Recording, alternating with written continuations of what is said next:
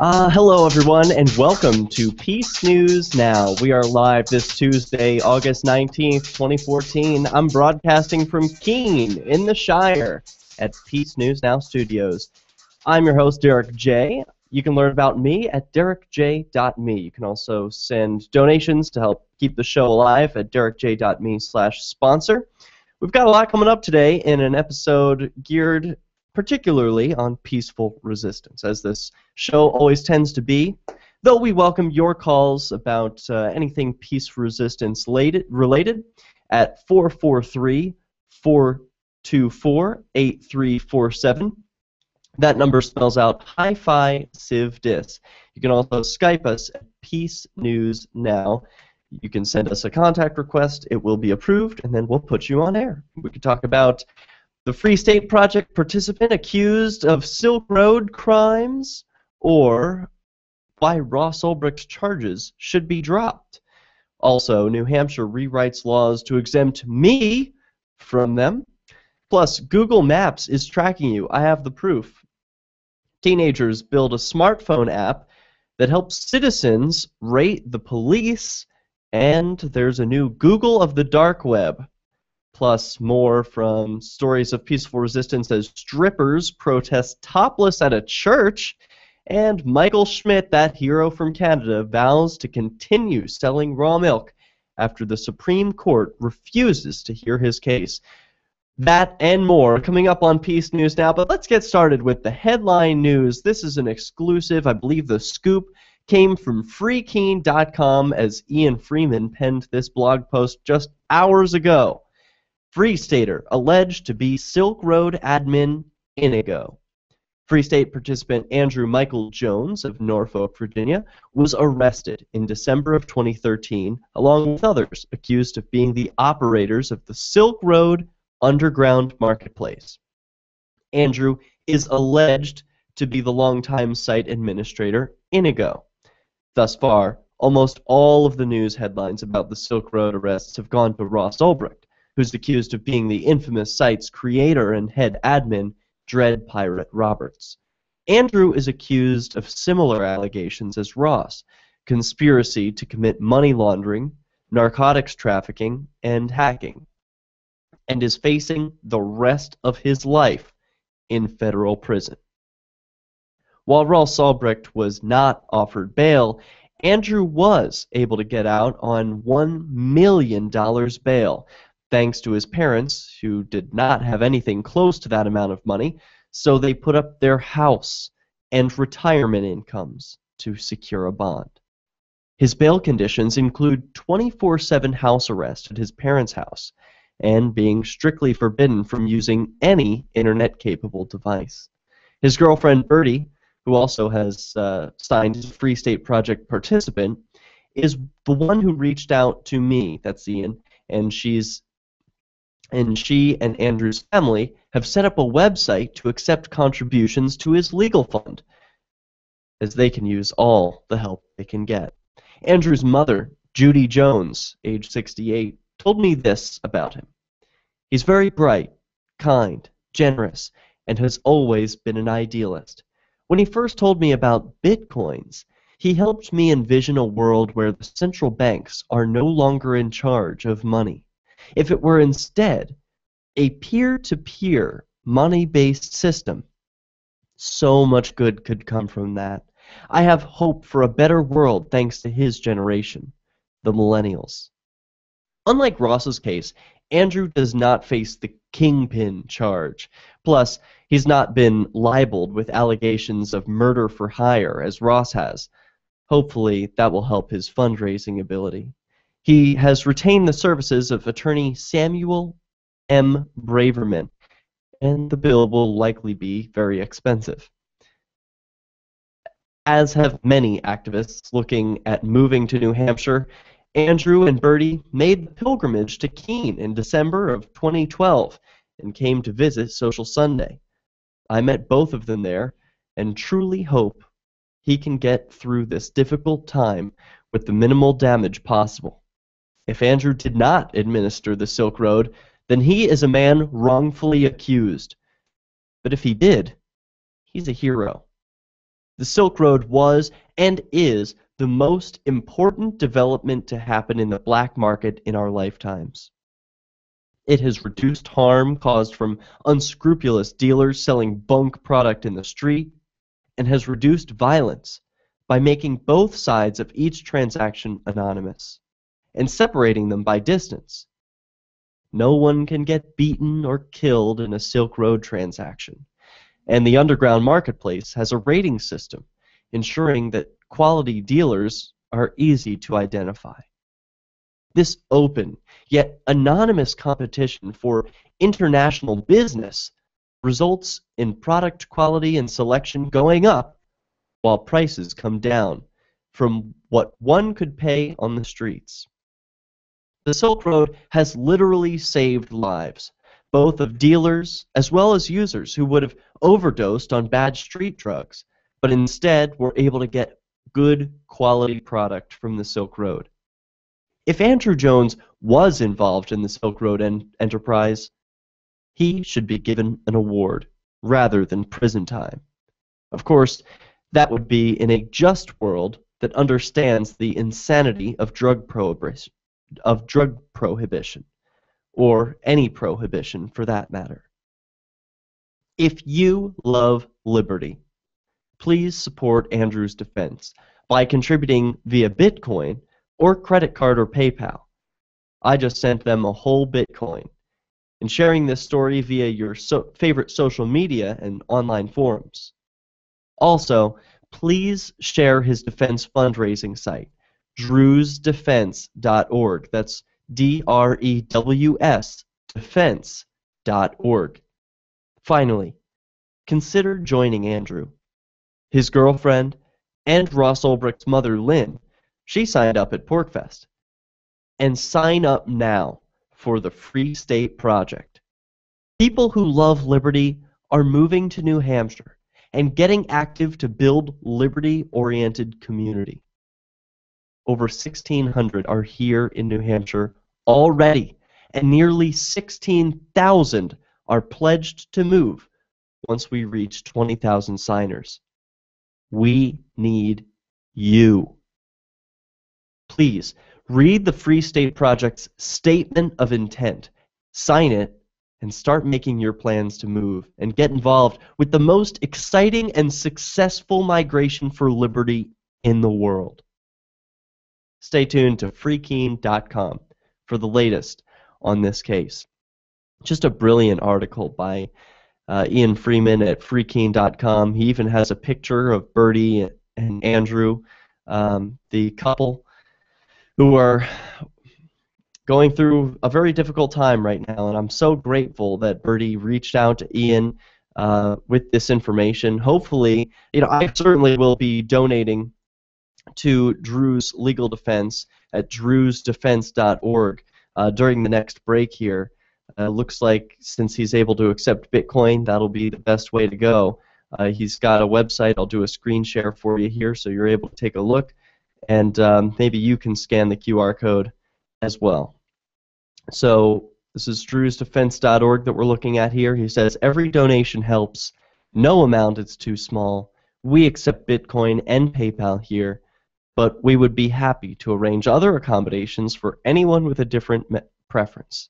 See the contact page to arrange another payment method. And so here I am saving you the time of going to this website. If you don't feel like typing in the URL, here is the QR code right up on your screen. Go ahead and scan that with your phone and send Andrew some Bitcoin. He's one of the heroes who's changing the world by building the free future. You can also see there's an About page featuring his photograph and his contact information up in the upper right-hand corner. When we come back, I want to share a story with you about why Ross Ulbricht's charges should be dropped, and likely this includes Andrew as well. That and more peaceful resistance news coming up on Peace News Now. Still time for your thoughts and calls. Go ahead and dial in 443-424-8347. Peace News Now. of U.S. credit accounts are facing collection agencies. Of that 35, almost 40% are the result of medical bills. Before uninsured friends or family go in for medical treatment, send them to AsiaRunLikeHellGuide.com. No computer tracing, no tracking cookies. They will not go on a list. Privacy matters. Just tell us what you need, get a quote. Fractions of U.S. prices. AsiaRunLikeHellGuide.com. Attention. Have you been in a serious automobile accident? Then you need to call our attorneys now. We specialize in helping our clients get compensated for major auto injuries. If you've been in any type of car or motorcycle accident and you've been seriously injured, you may be entitled to significant financial compensation. Our attorneys have recovered millions and millions of dollars for injured clients. There are no out-of-pocket costs to you ever. We only receive a fee when we win your case. We are available 24/7. If you've been in an accident and been seriously injured, make this free call to our attorneys now. Call the Personal Injury Center at 800-648-9173. 800-648-9173. 800-648-9173. That's 800-648-9173. This ad is paid for by participating member law firms. We are not an attorney referral service. Representation may not be... Instead of just listening, you can also watch. See the Liberty Radio Network's key New Hampshire-based live shows via our studio cam at cam.lrn.fm. Plus, you'll still be able to listen to the Liberty Radio Network via the cam feed in high quality 24/7, even when there's no live show being produced in our Keene studio. But wait, there's more. Our chat room is built into the cam page so you can interact with other listeners online. Listen, watch, and chat, all free at cam.lrn.fm. That's cam.lrn.fm. Hi, this is Michael Dean from the Freedom Fiends radio show. The internet has lowered the cost barrier for a worldwide radio show to a price approaching zero. Yet there is one arena where you still need thousands of dollars to approach the audio quality of the corporate media. Doing a live spoken show with more than one host in different geographic locations. Our program, Fiend Phone, will solve that problem, and it will be given away free. Go to fiendphone.com to see what you can do to help. That's FEENPHONE.com. The three most important things you can do for LRN.FM are: 1. Let your friends know you're listening to LRN.FM on your social networking profile. 2. Buy the things you buy online through shop.lrn.fm. 3. Give $5 a month to the AMP program at amp.lrn.fm. You likely buy all kinds of things online. Amazon is the largest online retailer. You can get what you need at the same great prices, and LRN gets a cut. Please do your online shopping at shop.lrn.fm. Free Press Publications is an independent alternative media and publishing company founded in June 2009 with the mission of ensuring a free press for the freedom movement and is committed to spreading the message of peace, freedom, love, and liberty. FPP also gives new authors an avenue for publishing freedom-oriented material. FPP brings you daily news and commentary at fpp.cc, as well as weekly news in the FPP Freedom Minute and Peace, Love, Liberty Radio at fppradio.com. The monthly newspaper FPP News at news.fpp.cc and books at shop.fpp.cc. Find FPP online at fpp.cc. That's fpp.cc, as in Creative Commons. You're listening to the best liberty-oriented audio streamed around the clock, on the air and online. This is the Liberty Radio Network at LRN.FM.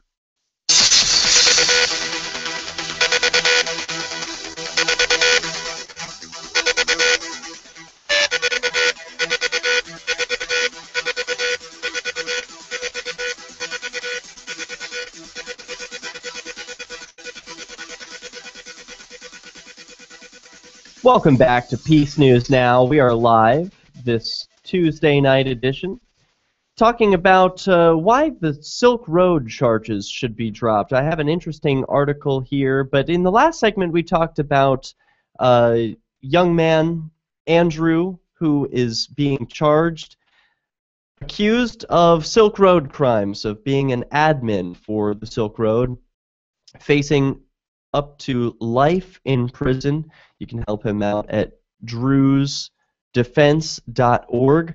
And in the end of the article by Ian Freeman at freekeen.com, he talks about why it's so valuable to relocate and move your life to New Hampshire if you love freedom.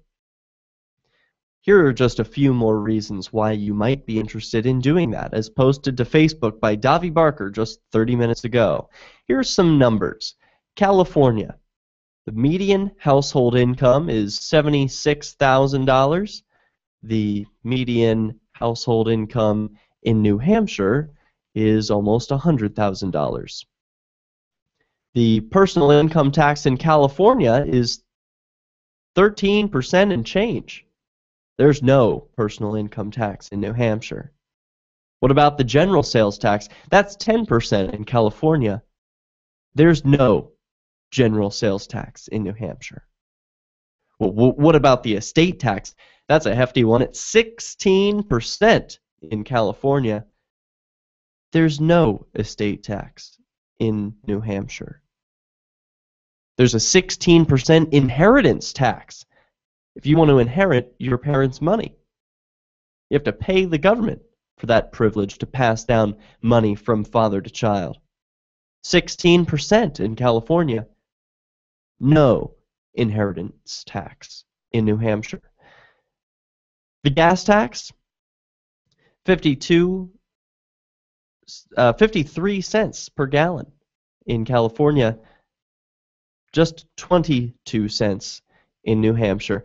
And that's to say nothing of the difference in gun laws, seatbelt laws, helmet laws, laws regarding insurance on a vehicle, and much, much more. Look into freestateproject.org for 101 reasons why you should move to New Hampshire and join the other liberty-loving activists who have already started improving the conditions of freedom here and preserving those that already existed. But now we turn our attention to why Ross Ulbricht's charges should be dropped. This from mickflugel.com, who writes, "Those following the Ross Ulbricht case understand that this is an attempt by the federal government to usher in the passage of terrible laws curbing free speech and internet freedom by holding website owners responsible for the content posted by third parties."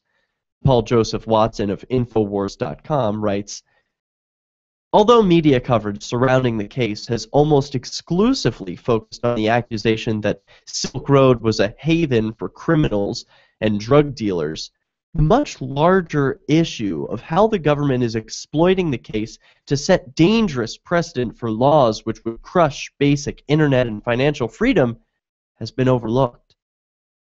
The fact remains that Ulbricht is guilty for none of the charges levied against him, only for allegedly running a website on which such activities were alleged to have taken place.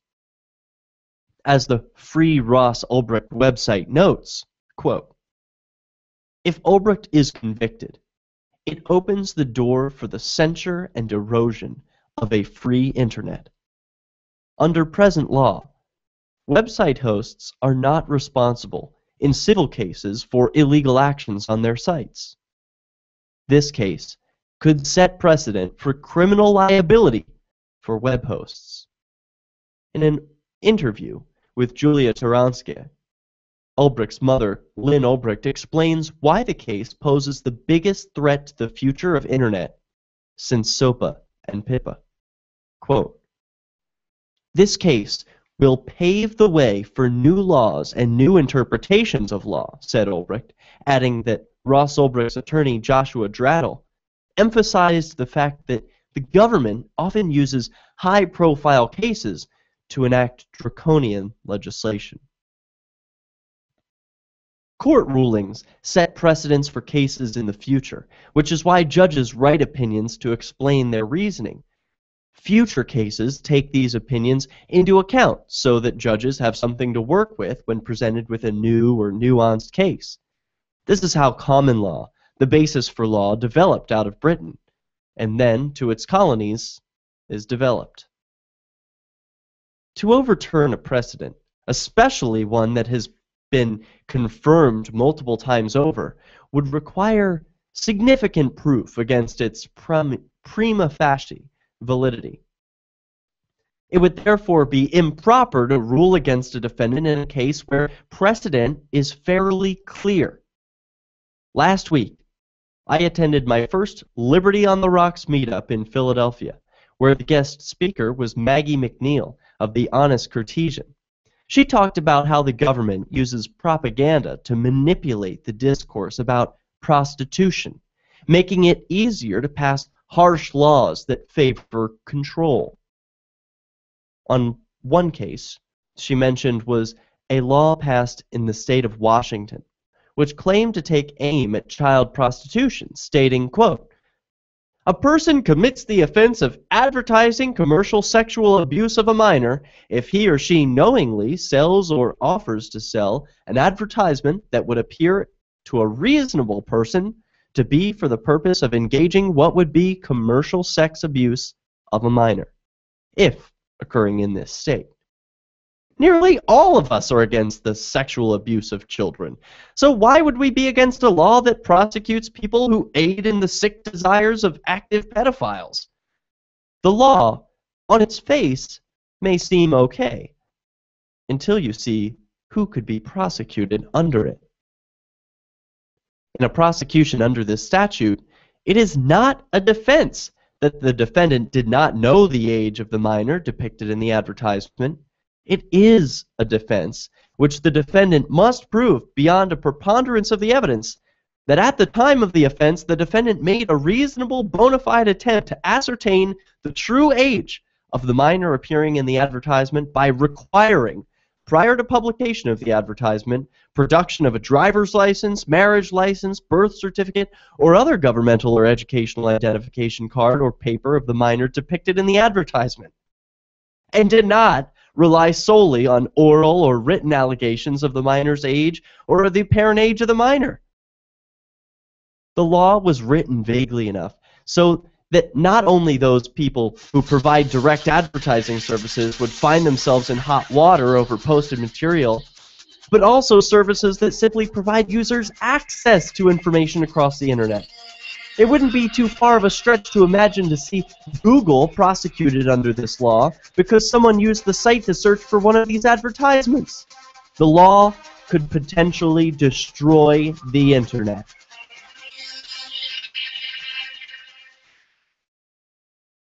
On Free Talk Live, we're bringing people to the ideas of liberty every day. From wrestling superstars like Glenn Jacobs. You guys really are having an impact, I believe. Like I said, a lot of where I am now is due to listening to Free Talk Live. You changed my mind on some very important issues years ago. To random people tuning in on the radio. I was kind of stuck in the left-right paradigm. I heard your show by chance on Saturday night. From there, I went on, joined the Free State Project, and become an amplifier. So, I mean, that's really the reason why I amp is because I know that if it wasn't for you guys being on as many stations as you are, I never would have found the ideas of liberty. Your amp will directly change more lives by getting Free Talk Live in front of people looking for talk radio online and on the air. Find out about giving to our Google AdWords campaign at amp.freetalklive.com. That's amp.freetalklive.com. My name is Jacob Hornberger. I'm president of the Future of Freedom Foundation, which Congressman Ron Paul awarded for having an outstanding freedom website. Write us at fff@fff.org, and we'll send you a free 3-month subscription to our monthly journal of libertarian essays and our booklet, Economic Liberty in the Constitution, which George Mason University economics professor Walter Williams praised in a recent column. That's fff@fff.org. Are you looking for an excuse to come check out New Hampshire this fall? You're invited to Keenvention. Keenvention is your chance to meet dozens of key liberty activists from across the Shire. You can explore the beautiful little city of Keene, discuss various forms of activism with seasoned veterans, do some Robin Hooding, and learn about making the move. Keenvention received rave reviews last year. If you missed it, visit keenvention.info for full video coverage of every speaker and panel. This year, Rich Hall is our first announced keynote speaker, and more are being announced now at keenvention.info. Join old and new friends and neighbors in Keene for Keenvention this October 31st through November 2nd. You can pre-order your tickets now for just $60 at keenvention.info, or you can pay with Bitcoin. Visit keenvention.info for more information and to lock in your tickets at the pre-order $60 price for the whole weekend. Visit keenvention.info for more, or look for our page and event on Facebook. That's keenvention.info. Did you know you can get news updates about what's happening with the Liberty Radio Network delivered in the way you prefer? You can sign up for our email updates at updates.lrn.fm. Plus, you can stay in the loop by joining our Facebook profile at facebook.lrn.fm or follow us at Twitter at twitter.lrn.fm. It's all free, so sign up now at updates.lrn.fm for news updates delivered to your email box, facebook.lrn.fm to follow our Facebook page, and twitter.lrn.fm to receive our tweets. According to a new report released this week by the Pew Research Center, a rising number of weak, emasculated men are working as stay-at-home dads, with a steadily increasing number of feeble, pathetic fayboys choosing to spend their days cooking, cleaning, and performing other submissive duties. Well, our findings indicate that more and more pussified half-men are not going to work, and instead are embarrassing themselves by purchasing groceries, packing children's lunches, and denying all aspects of their masculinity on a daily basis. The Onion spoke to one of these effete, pathetic excuses for men to get his response on the new report. I love being able to stay home with Angela.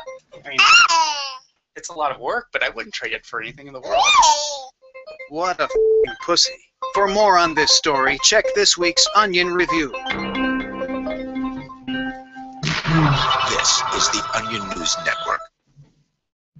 While our satellite channel is free to listen to, it's not free for us. You can help us cover our satellite costs with the chip-in on the right side of the page at lrn.fm.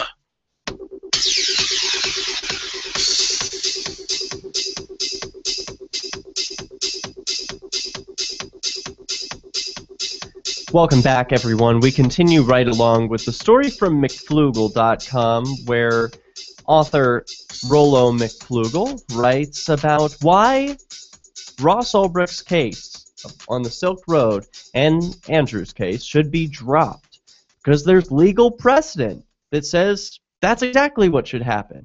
We're talking about why the rule in Washington explains that Google could be targeted just because some user searches for some inappropriate photo. Well, surely that doesn't make any sense. So the precedent has been set that admins or controllers of websites can't be held personally responsible for what the users of the site are doing. So as such, Backstage.com, the Internet Archive, and the Electronic Frontier Foundation, or EFF, joined together to fight the law in Backpage.com v. McKenna et al. In 2012. Backpage.com had a section of their website that hosted adult classified ads, which sometimes featured advertisements for underage children, despite Backpage.com's policy and efforts to block them. The Internet Archive was concerned that as part of its online repository, it could cache a sex ad and then be liable under this new law. They charged that it violated, along with the Commerce Clause and First, Fifth, and 14th Amendments, Section 230 of the Communications Decency Act, which states, quote, "No provider or user of an interactive computer service shall be treated as the publisher or speaker of any information provided by another information content provider." Well, doesn't that make it pretty clear that Ross Ulbricht shouldn't be held liable for this Silk Road business? Presiding federal judge Ricardo Martinez ruled that a permanent injunction be granted in favor of the plaintiff, blocking the bill on the grounds that it was unconstitutional and a violation of federal law. The parallels to the case of Ross Ulbricht are strong and undeniable. It would make perfect sense to apply this ruling to Ross.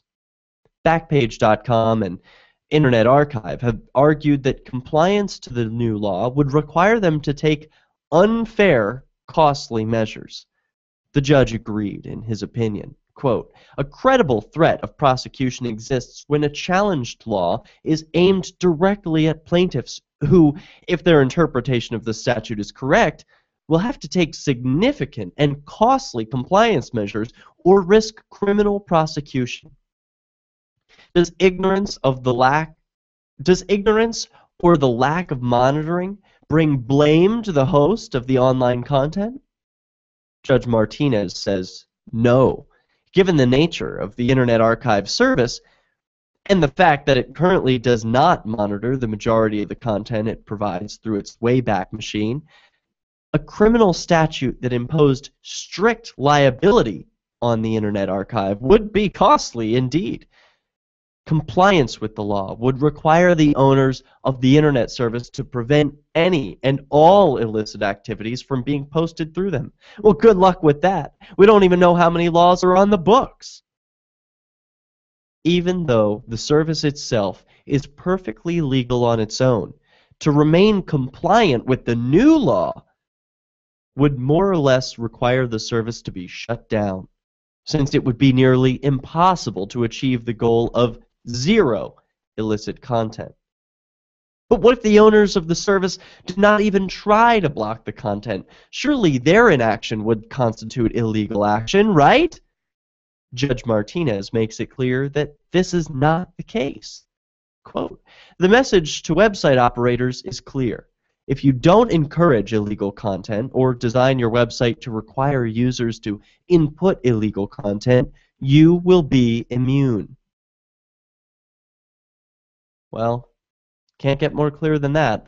He later reiterates this point. Quote, second, the bill is inconsistent with Section 230 because it criminalizes the knowing publication, dissemination, or display of specified content. In doing so, it creates an incentive for online service providers not to monitor the content that passes through its channels.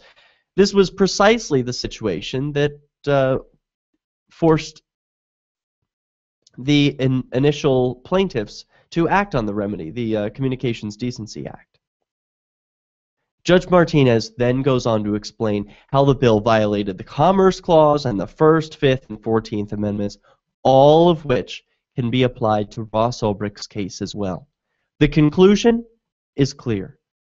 The government has a legal obligation to allow Ross Ulbricht to enjoy immunity from prosecution for simply knowing that illegal activity was happening on, allegedly, his website.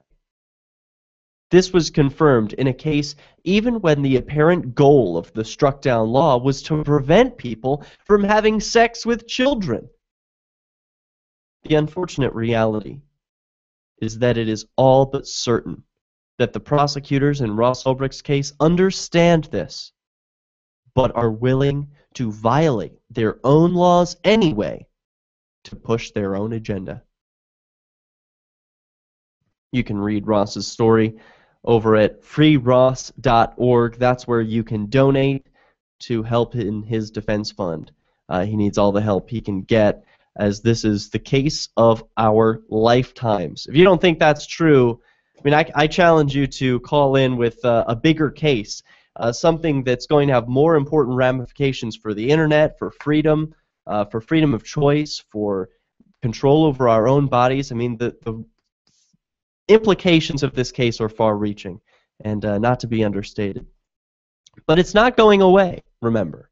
Just because Ross Ulbricht or Andrew are in jail doesn't mean that people are going to stop acting free on the internet. Nerds, geeks, and other sorts of internet lovers will preserve internet freedom. It's just going to happen. It can't be stopped because there are too many of us. And it's unknown what we can do. Now, Reason.com reports on this subject just recently as Google Dark. In April, an anonymous individual launched a search engine called Grams that caters to contraband needs. Sound familiar?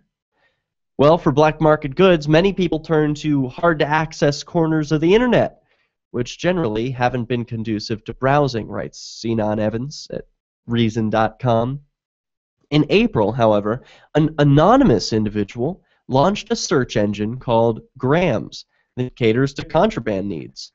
Known only as Grams Admin, the engine's creator explained to Wired, quote, I noticed on the forums and Reddit people were constantly asking where to get product X and which market had product X or who had the best product X and was reliable and not a scam.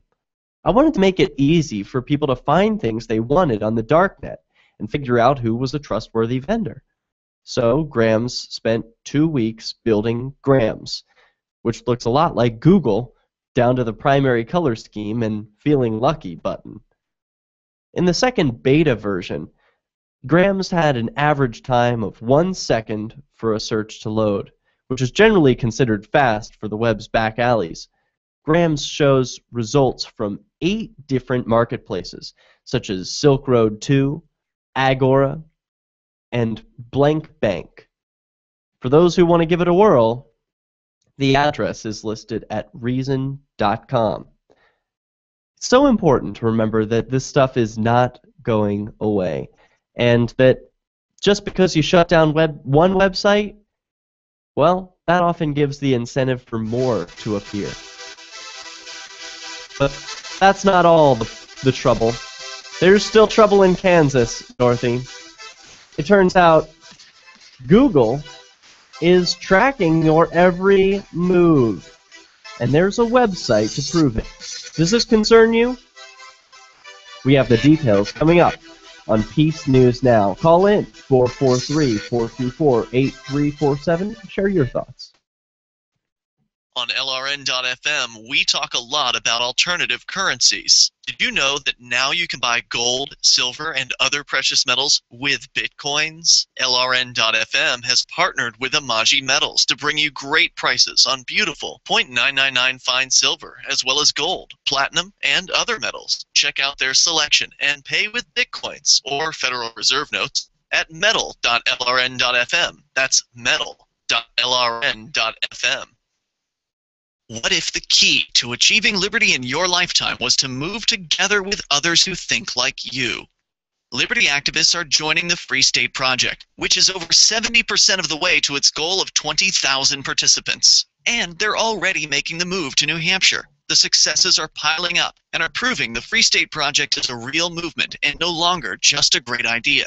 When you're planning your move, consider Keene. Keene is famous for its civil disobedience and non-cooperation, and there's plenty of political opportunity as well. From demonstrations and vigils to outreach and volunteering, there's a lot going on in Keene. Keene is the liberty media capital of the world, with television, talk radio, and more, all originating here.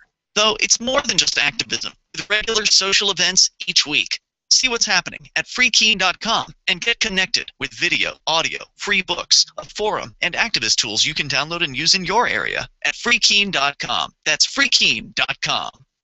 Imagine someone in your community getting in their car, turning on the radio, and hearing the Liberty Radio Network. You can make that vision a reality with your own micro radio station. Visit broadcast.lrn.fm to learn how you can put our programs on the air in your area. You can have LRN.FM running around the clock, and you can even add in your own local shows. Building a radio station is simple, but programming isn't. That's where LRN.FM comes in. Learn more at broadcast.lrn.fm. That's broadcast.lrn.fm. If there was a place that liberty-minded people had been elected to political positions and were rolling back government, would you move there? If freedom lovers had secured a 20% voting bloc and can veto most bad bills, would you move? Well, the time has come to sign the pledge at freestateproject.org. These things have happened in New Hampshire, and you can join us and help. freestateproject.org. Sign up now at freestateproject.org. The 3 most important things you can do for LRN.FM are: 1. Let your friends know you're listening to LRN.FM on your social networking profile. 2. Buy the things you buy online through shop.lrn.fm. 3. Give $5 a month to the AMP program at amp.lrn.fm. It's my firm belief that the AMP program is the best use of your charitable dollar among liberty-oriented groups. Support all your favorite organizations, but make sure you give $5 a month to the AMP program at amp.lrn.fm. A meme is not easy to define. What is it? But you know it when you see it. Amazing. Don'tTreadOnMeme.com proves that. I feel so enlightened. Don't Tread on Meme, M-E-M-E, helping you give the finger to our monetary system of deception by providing you with silver dime trading cards. Unlike today's dollar, they have value, and they look neat too. Oh, would you look at those? Aren't those just swell? Don'tTreadOnMeme.com. While you're browsing their numerous silver dime card designs, take time to download the easy-to-use Silver Calculator app. This simple piece of technology lets you know instantly, whether using iPhone or Android, just how much your silver coin is worth. Find out all the details at Don'tTreadOnMeme.com. Now accepting Bitcoin. Don't Tread on Meme, your path to a voluntary society with honest money. Don'tTreadOnMeme.com, serving you faster than the Fed prints money. Do you love Twitter?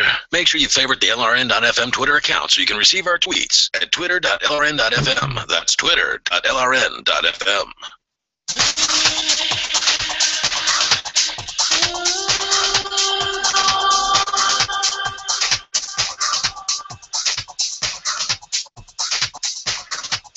Welcome back, everybody. We're talking about how Google is tracking you. Do you use an Android phone?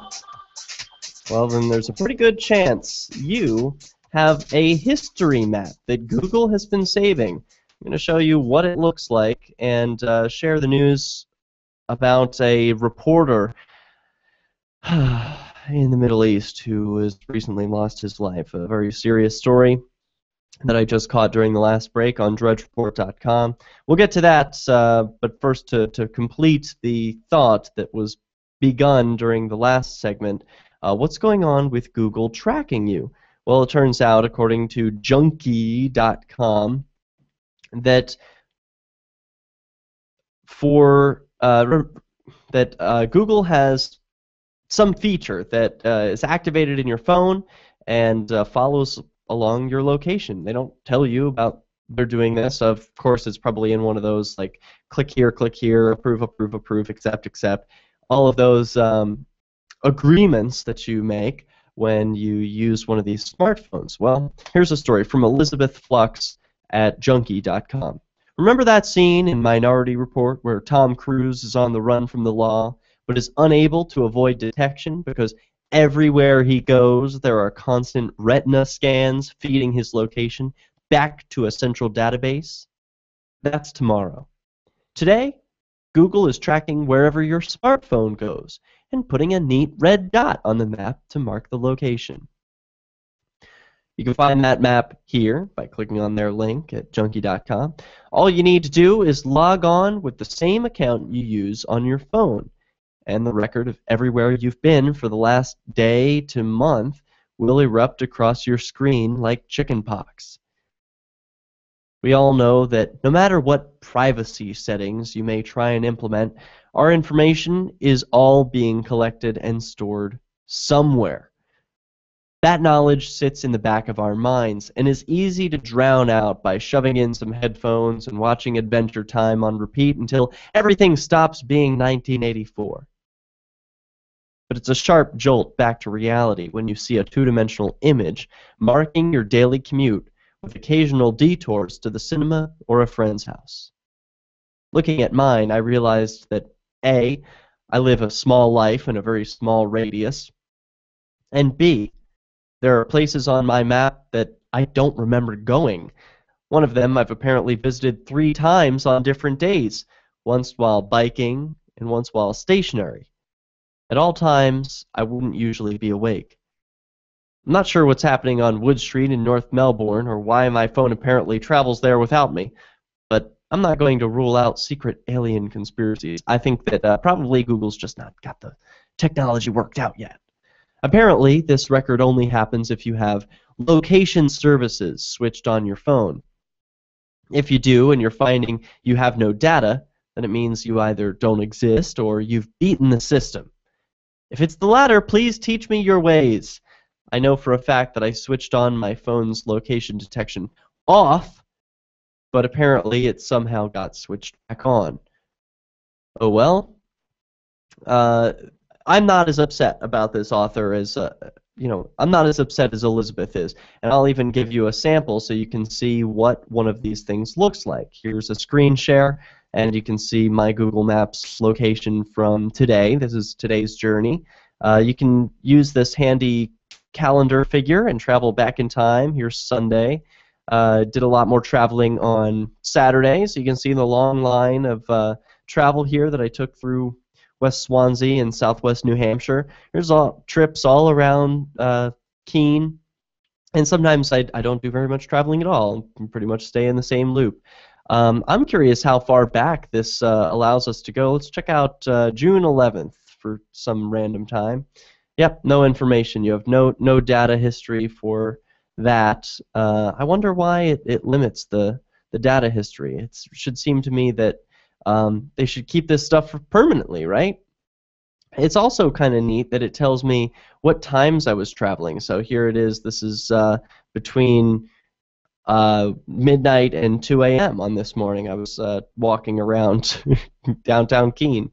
So I think it's a neat feature. You know, this could prove my innocence. If I'm ever alleged to have committed some crime, I can say, here's my alibi. Here's where I was at that certain time. Or at least it can provide a little bit. Maybe not concrete evidence. It doesn't prove anything. It doesn't prove that I was there, just that my phone was on and signed in over there. So very interesting technology. Some people are going to be concerned about that. They're going to be upset. But to you, I say, do without a phone. Either do without the technology or put up with it, because this is what it's going to be able to do, and it can be used for good just as well as evil. All right.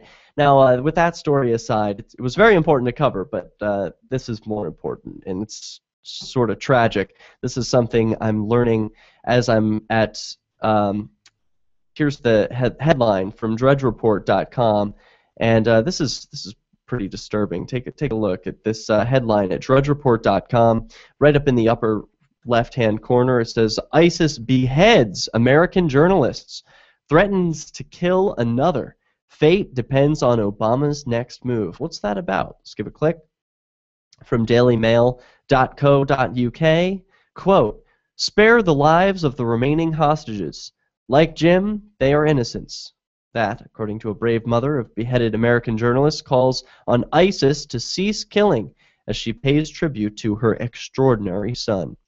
The bullet points let us know that American photojournalist James Wright Foley has been beheaded by ISIS forces. And the article reads, quote, mother of the executed photojournalist James Wright Foley, age 40, has issued a statement after a video surfaced Tuesday showing his horrific beheading by ISIS terrorists as revenge for U.S. airstrikes in Iraq. Wow. Another casualty of war. He is certainly not to blame. Simply a photojournalist. Tragic. Presumably the only relation he had to the war in Iraq was funding it through his tax dollars, of course, under compulsion. In a statement posted on the Free James Foley Facebook page, Diane Foley writes that she and husband John have never been prouder of our son Jim. Mrs. Foley writes that her son spent his life fighting to expose the suffering of the Syrian people, while pleading with his captors to spare the lives of remaining captive Stephen Joel Saltliff, who also appeared in the video as the group's next target. Quote, we implore the kidnappers to spare the lives of the remaining hostages. Like Jim, they are innocents. They have no control over American government policy in Iraq, Syria, or anywhere in the world. We thank Jim for all the joy he gave us. He was an extraordinary son, brother, journalist, and person. And we can scroll down for previous threats here. I'm wondering if the video is also available. As shocking and horrific as that may be, I think it's worth taking a view on a show that talks about peaceful resistance. My goodness, just scrolling through this article, I'm realizing that it is far too long. to be able to cover the whole story. But let's get a further glimpse of what's going on here, as author James Nye writes. James Nye and Ashley Coleman write for Mail Online. It says here that Foley has been missing since November 2012 after being taken hostage at gunpoint while reporting from Tafanaz in northern Syria for the agency Global Post. ISIS posted the extremely graphic video shot at an unknown location titled "A Message to America" to social media as proof of their barbaric actions. In a chilling warning at the end of the grisly film, the executioner, who speaks with what sounds like a British accent, parades another American journalist, Stephen Joel Sotliff, who went missing in August 2013, saying, "The life of this American citizen, Obama, depends on your next decision." Horrifying to see a man standing there in orange on his knees, while another man dressed in all black holds a knife beside his neck. And this is politics. This is how the leaders of nations deal with one another, through the taking of innocents' lives and threats. Well, President Barack Obama was briefed on the video as he was flying back to the White House on Air Force One from his Martha's Vineyard vacation. White House National Security Council spokeswoman Caitlin Hayden says the administration has seen the video. But what will his next action be? Will it be for peace? This is Peace News Now. Since time began, tyrants have taken aim at personal liberties. Now there's a movie that aims back. The government has no more right to tell us what to put in our bodies than they have to take our guns or tell us what books we can read. 6 drug police were eaten by bears while raiding a marijuana farm. On your knees, you dirty hippies! On your knees! What's the problem, officer? Today, many cops who enforce pot laws do so only because it provides them with cushy jobs, good benefits, and a chance to push people around. I was an undercover narcotics officer. The drug war is nothing but a farce. The Second Amendment says you got to keep you and your gat intact. Guns and Weed, The Road to Freedom. A film by Michael W. Dean and Nima Vadavi. DVD available now at gunsandweed.com or on Amazon. That's gunsandweed.com. Makes the perfect gift. Remember, that's gunsandweed.com. If you can't listen to the Liberty Radio Network's internet streams, free satellite channel, or radio affiliates, no worries. You can listen to LRN.FM from any phone, anywhere. Add this number to your phone. 213-493-0309. It's a long-distance call, so make sure you're familiar with your phone's calling plan. The Liberty Radio Network listen lines are locked into our stream 24 hours a day. Call 213-493-0309. That's 213-493-0309.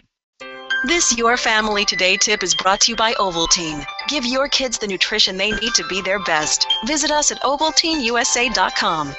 Telling your child about healthy food choices is important, but showing her what to eat goes a lot further. Have her help create the grocery list, then bring her to the store with you. Picking out healthy foods together helps kids get in the habit of thinking about what they're eating every day. For more tips like these, visit us at parenthood.com/yourfamilytoday. More Peace News Now is coming up next, live after the news, here on the Liberty Radio Network, LRN.FM. From Keene in the Shire, the Liberty Media capital of the world, this is Darrell W. Perry, host of FPP Radio News for Tuesday, August 19th, 2014. Silver is trading at $19.69 per ounce. Gold is valued at $1,301 per ounce. And according to BitcoinAverage.com, the average price of Bitcoin is $472. Antiwar.com reports, protest leader Imran Khan continued to try to push the Sharif government out of power yesterday, announcing that his entire PTI party, the third largest in parliament, will quit en masse to try to bring down the prime minister. Khan initially organized the protest over allegations of vote fraud, but after Prime Minister Nawaz Sharif got charged with multiple counts of murder on Saturday, the calls for an immediate resignation and fresh elections have grown. The PTI holds about 10% of the seats in Parliament and will also resign from significant positions in 3 provincial parliaments. The move by Khan is seen by some as an attempt to return to a clear leadership position in the protest movement. You can support FPP Radio by joining the Fans program.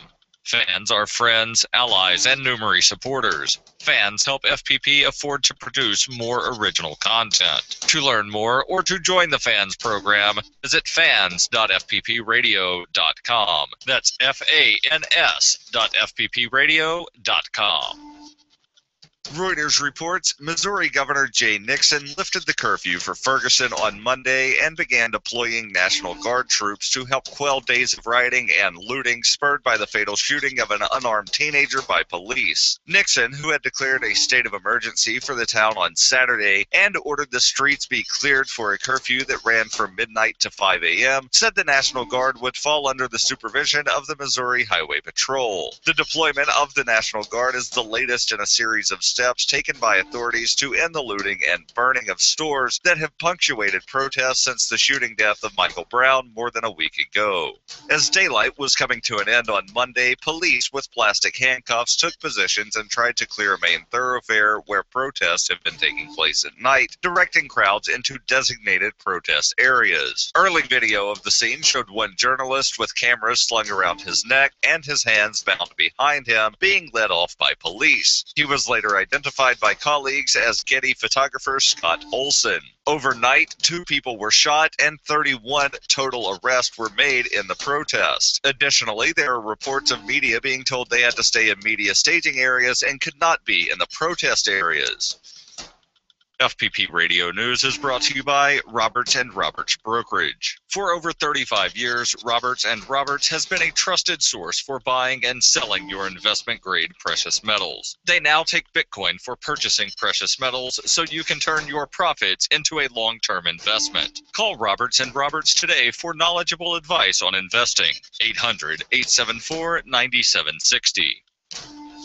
Breitbart reports Australian WikiLeaks founder Julian Assange claimed that he will soon leave the Ecuadorian embassy in London, where he has been holed up for the past 2 years as he tries to avoid arrest and extradition to Sweden over sexual assault allegations. Assange was granted political asylum by Ecuador in 2012 during the controversy following his release of leaked confidential documents, which took a strange turn after Sweden announced its intention to extradite him over accusations of sexual assault. During his 2 years in the embassy, Assange has not been able to step outside for fear of being arrested. If he were taken to Sweden under the auspices of the European arrest warrant and then extradited to the U.S., he could face the same fate as whistleblower Private Manning. Private Manning was sentenced to 35 years of imprisonment in 2013 for leaking files to WikiLeaks. Breitbart London was at the scene outside the Ecuadorian embassy yesterday, where the world's press gathered to watch and wait as Assange continued his game of cat and mouse with the British authorities. While throngs of media waited outside with pro-Assange protesters dotted in amongst them, a police officer told Breitbart London that they did not expect Assange to be leaving the embassy. Assange has been unable to seek proper treatment for his deteriorating health. Hello. Hey, Derek J. Hey, what's going on, James? Well, about your last comment, it has nothing to do with politics, Derek J. That poor reporter had his head chopped off, and I can prove it. What do you mean it has by nothing to do with politics? Well, what do you think the chances are, and I'm going to answer my own question before you can, that it's a 100% chance that the dude that chopped the reporter's head off before he did it chanted, Allah is God, Allah is great, and Muhammad is his messenger. That's an interesting question. Think? I don't know. Did you see the video? Oh, really? We can find out. No, I didn't watch the video, but I have seen other videos. I just heard the news while I was broadcasting. Hang tight. I have to turn my AC off before we go back to live. So hold that Why thought. does your show come in choppy sometimes? Oh, it shouldn't be coming in choppy. I don't know. I'm broadcasting over a pretty wide network. I don't know. Is it sounding choppy right now? You are indeed sounding choppy to me. I don't know if I'm sounding choppy to you. No, you sound crystal clear. It's probably some of the connection that I've got messed up. Hold that thought. We'll come right back. Please hold.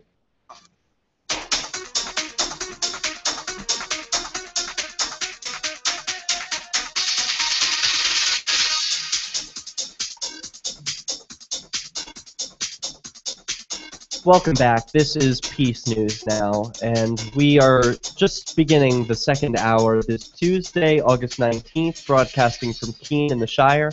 I'm Derek J. The website is derekj.me and peacenewsnow.com.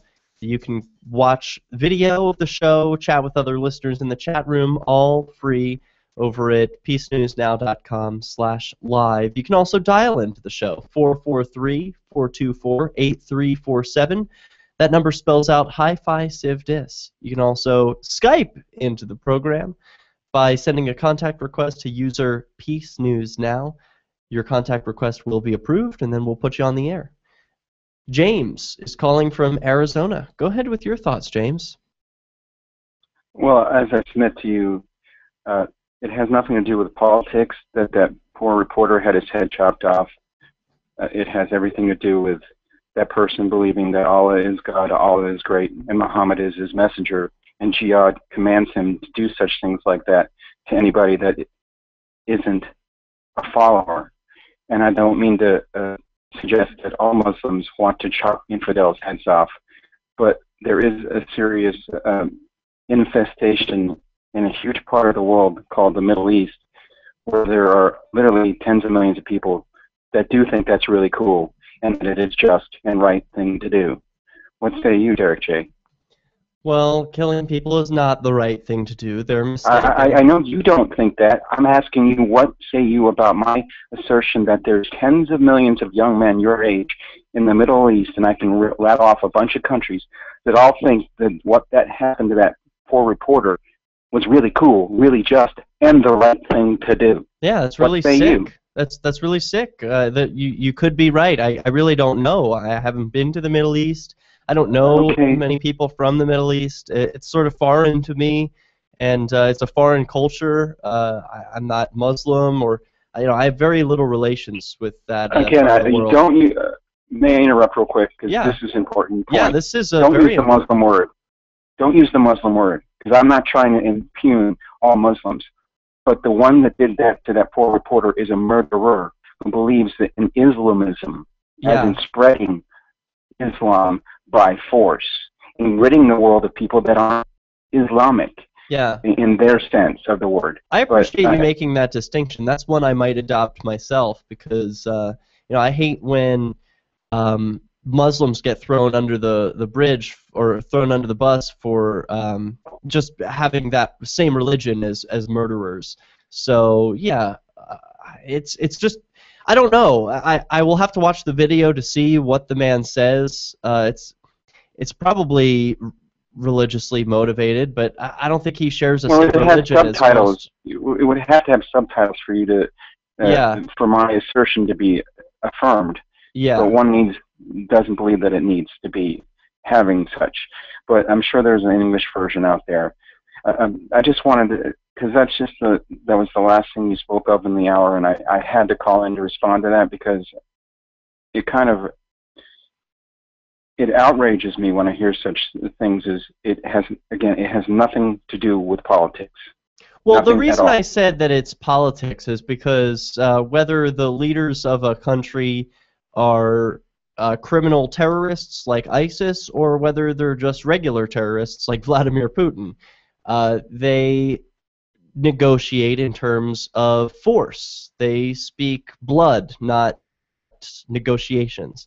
And this is their tool. They're saying, we have one of your living human beings who's owned by you, Obama, so I'm going to kill one of your cattle here, And how many cattle will you withstand being killed?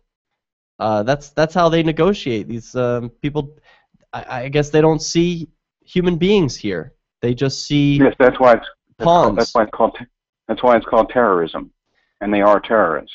So, and they're not. Yeah, it's very sad. I don't know what can be done except for people to stop supporting wars of aggression in Iraq. These U.S. airstrikes. Oh my God! Oh my God!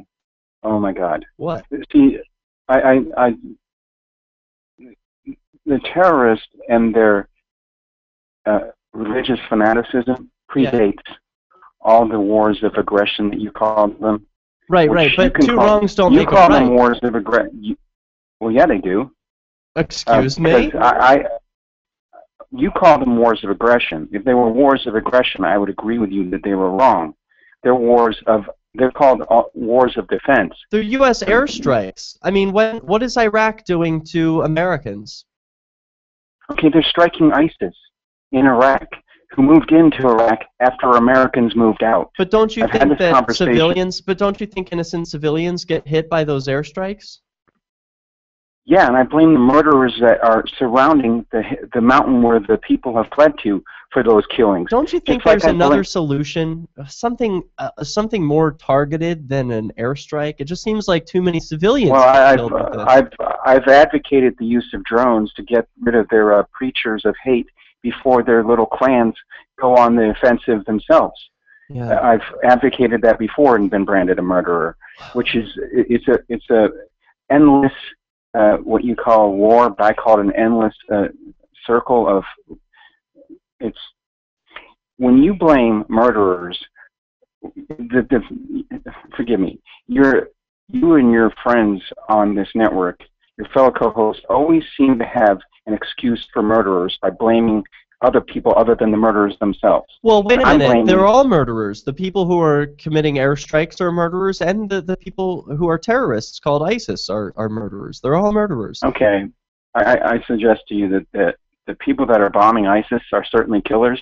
Yes. Just like my old man, Derek, is buried in Arlington.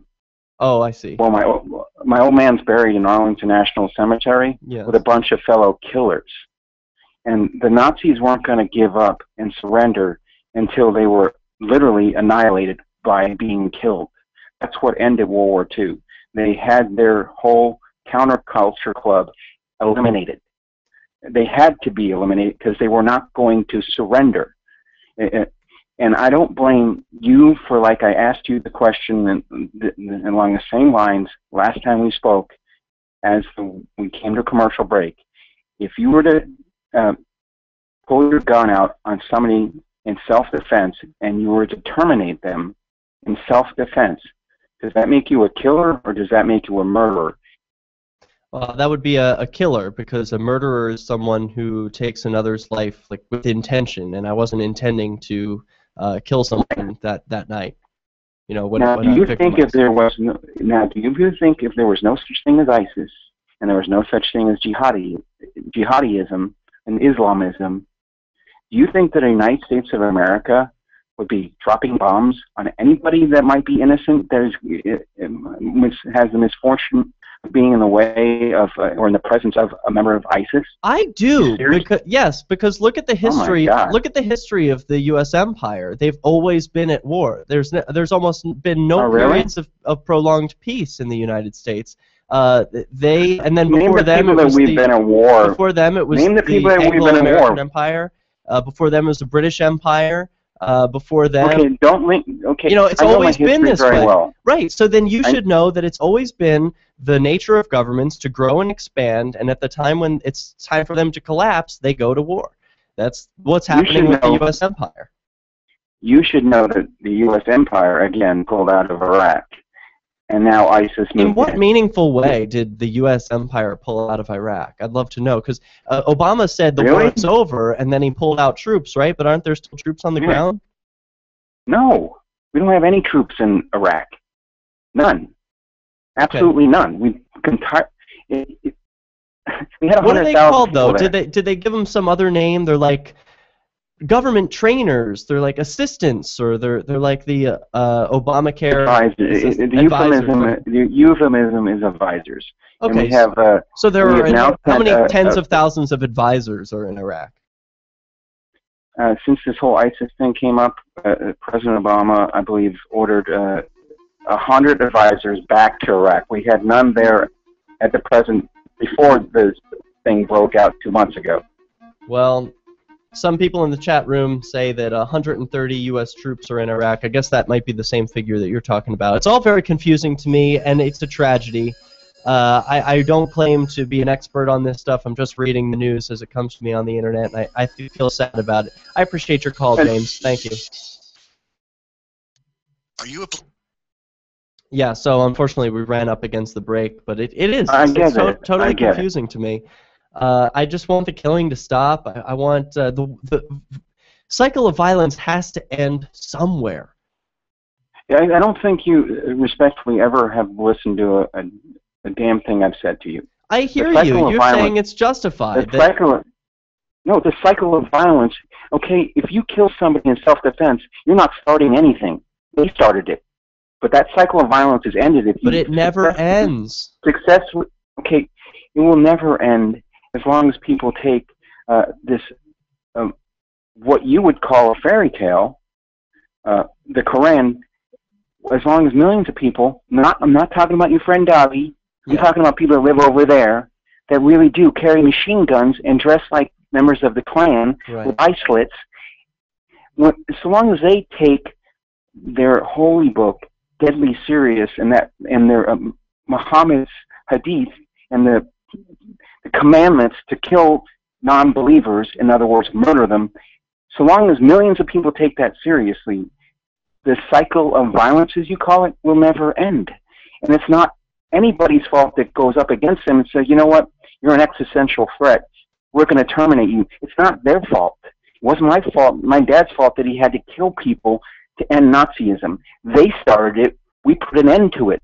And since 1945, but not successfully. I can name all the wars. I don't think you ended your father ended the Second World War successfully. Communism continues to spread. Fascism still exists. I agree with you.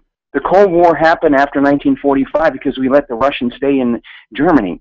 We didn't push them out. And there's a whole other historical wishful thinking, imaginations I could go in with you about how that should have never happened if the United States of America had done what Patton had warned, and many other Americans, and the Allied High Command made so many mistakes after Hitler finally topped himself, because the Russians stuck around in the entire Eastern Europe after they chased the Germans back into Berlin. They just stuck around. Now, the United States of America stuck around in Western Europe, and the Russians never moved into Western Europe, thank God, because Americans stuck around in the hundreds of thousands, and they were armed and dangerous to the Russians. So communism never spread into Western Europe. But since they were already in Eastern Europe, it stayed. But I don't want to, okay, all the wars you think that have this endless cycle of wars, again, we left Kuwait in 1991 after driving Saddam Hussein out the first time, and it wasn't America's fault that we returned 13 years later. It was the bastard and the mass murderer and his willing executioner's fault for us returning, not America's. And Iraq was a better place up until 3 years ago before Obama ordered the troops out. I think the point at which we disagree, I think we even agree on this point about voluntarily funding wars that we support or not, is I just want out of these wars. While you think they're justified, while you say they're important and necessary, you may be right, but I don't want to support them. I don't want to have to pay for them. I don't want to have my name on these bullets. You're making were made in 1939 after Hitler's army leveled Warsaw and destroyed most of Poland. And I wish we had gotten to see what it would look like if people like me were able to take their money out.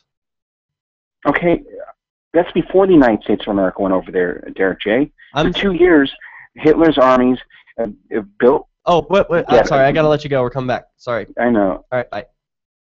I'm on any phone, anytime. 213-493-0309. That's 213-493-0309. very interesting discussion happening at derekj.me. You can see the broadcast of what's going on behind the scenes when callers like James share their thoughts during commercial breaks. We're talking about the history of World War II and why it's so important not to appease terrorists and those who would seek to use violence as their tool of negotiation.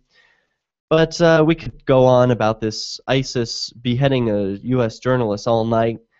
Let's continue with a similar story about ISIS, but this one a little more humane. Not something I intended to do after hearing them beheading an American, but this is a story I had in my show prep, and I'm not going to back down from sharing it with you. I think it belongs right after the story we just shared. From the Hit and Run blog at Reason.com, Zenon Evans writes, "The Weird Wide Web. ISIS supporters tweet about Robin Williams' death. Quote, Behold, ye mighty, but don't despair. The internet is weird, and a wonderful place where you can see things once unimaginable. And no, I'm not talking about 4chan, you sickos. As you almost certainly know by now, legendary comedian Robin Williams died on Monday, likely having committed suicide.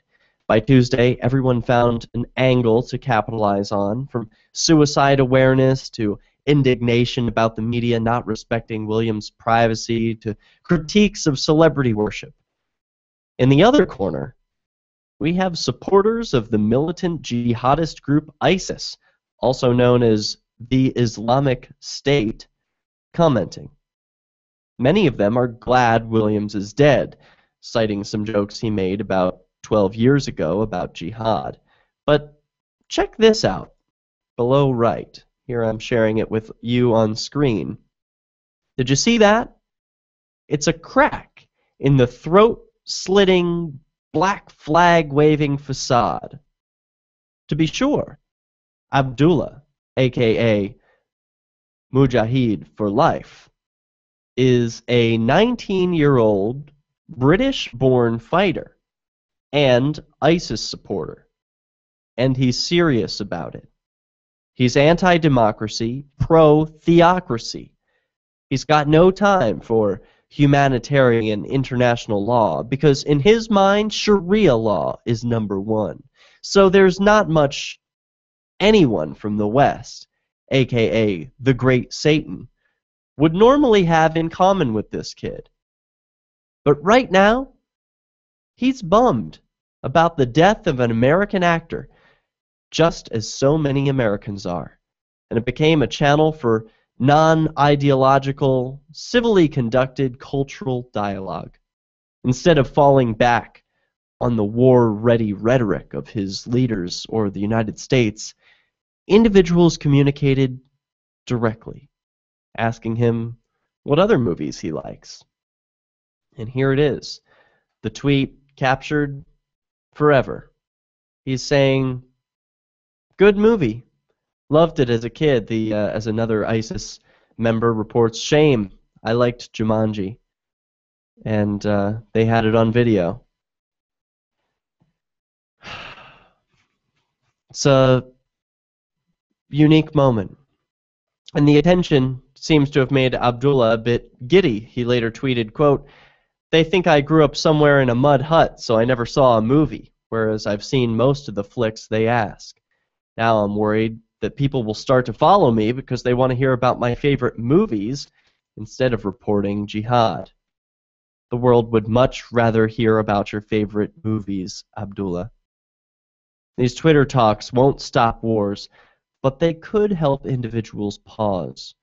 Recall that the fighters on both sides of these wars are young people who grew up laughing at the same films and a glimpse of their humanity. It's hard to hate people up close. We'll never agree on a lot of things, and we don't have to try living together in kumbaya BS.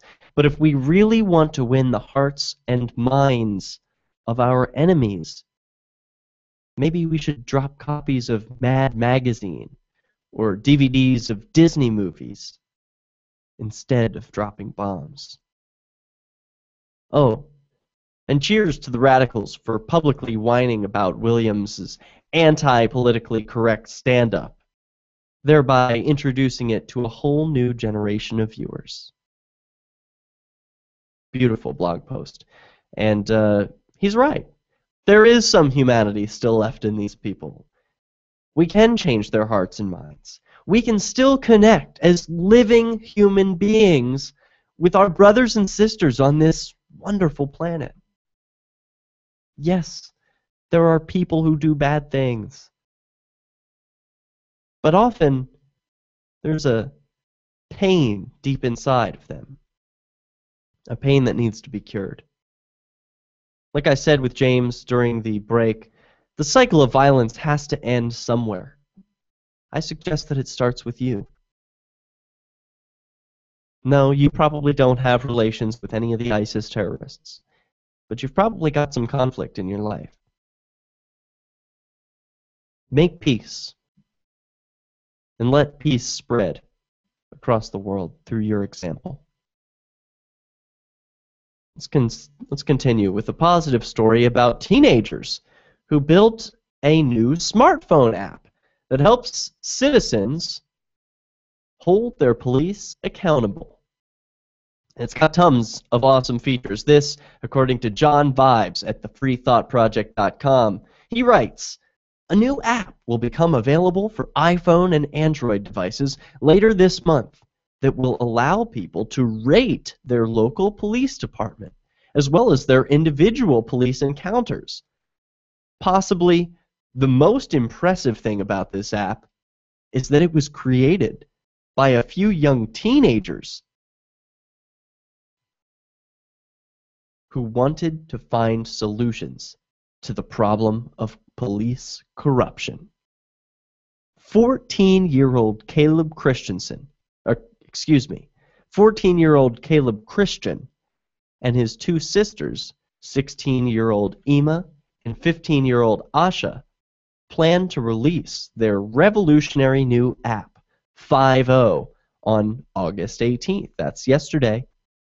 The app will allow people to review and rate their experiences with police, much like the app Yelp allows people to rate and review private businesses. 5.0 will allow users to share the details of their police encounters and traffic stops with the world, and make it possible for victims of police brutality to instantly gather local support for their cause. Quote, we've been hearing about the negative instances in the news, for instance, most recently the Michael Brown case, and we always talk about these issues with our parents. They always try and reinforce that we should focus on solutions. It's important to talk about the issues, but they try to make us focus on finding solutions. That made us think, why don't we create an app to help us solve this problem? That from 15-year-old Ema Christian talking to Business Insider. Well, if there was any doubt that the millennials will be the saviors of humanity, this is your confirmation. Share your thoughts. This is Peace News Now.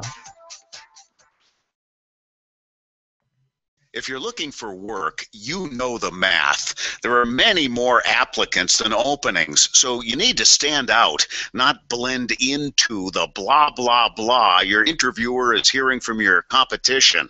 Here's a tip. In your interview, you will be judged more by the questions you ask than the answers you give. Yes, do anticipate the obvious job interview questions and prepare concise, insightful, glass-half-full sounding responses. And you should interview your interviewer. Seem genuinely curious about what will help get results. With money and attention so scarce now, effective communication skills have never been more important. You want to cut through the clutter. For more tips for job seekers and making all the other conversations you have more productive, hit survivalspeech.com. I'm Holland Cook. Are you tired of governments murdering people around the world? Stop using their money. There is an alternative. Bitcoin is a stateless, free market, non-political currency.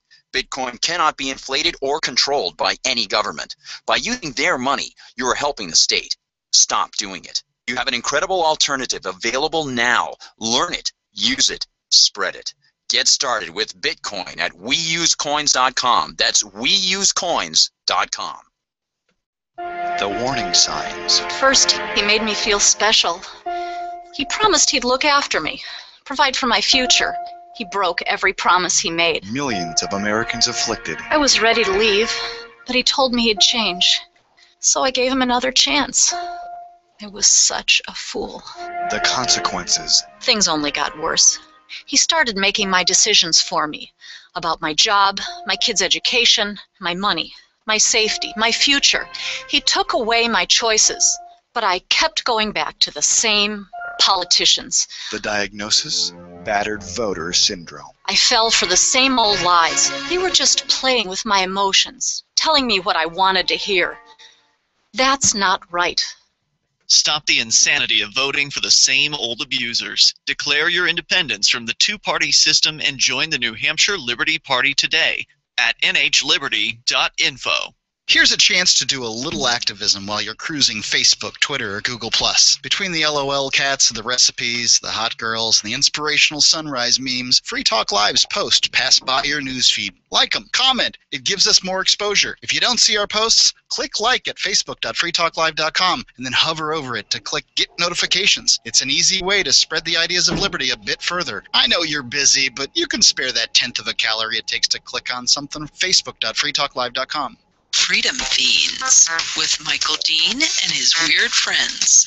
Mr. Michael Dean, and this is my show, Freedom Fiends. I love that. I hope you like it. If you don't, I don't really care. I don't make it for the masses. I make it for the cool weirdos who are up late at night. Insomniacs, swing shift workers, the homeless. Yeah. People in other countries. People in other countries who are at their day job that's 9 to 5. Good point. Good point. The unemployed, the underemployed, the worried. Okay, y'all. Now, if y'all are feeling a little worried tonight and you've got a hamster running around your brain,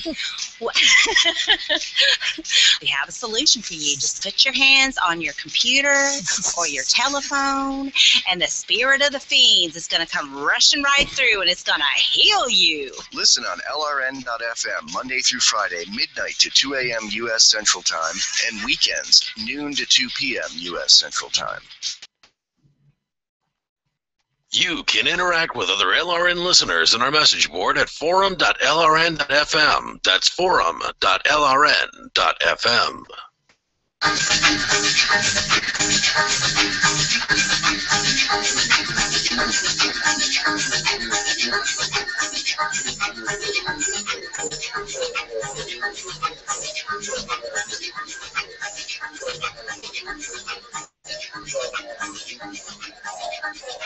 Welcome back to Peace News. You can dial in and share your thoughts about what's going on in the world of peaceful resistance.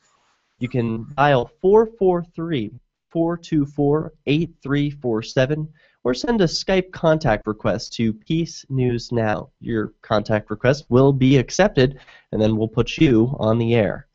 You can also watch along at derekj.me and peacenewsnow.com/live. We're talking about 3 teens who created a police accountability app just yesterday, released onto the iPhone and Android markets. Here's a quote from one of the creators. "The idea is to collect data that users can then bring to community activists, the media, and other forms of law enforcement. That way, it's not just he said, she said.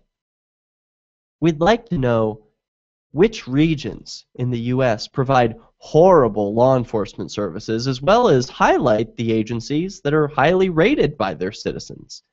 In addition to putting more power into the hands of citizens when interacting with law enforcement, we believe that highly rated police departments should be used as models for those that fail at providing quality law enforcement services." The young Christian siblings are very well versed in coding and app design and have started a company called Pine Tart Inc. Their company has already released 2 other apps aside from 5.0 called coyly and froshly. Here's a video from the teenagers.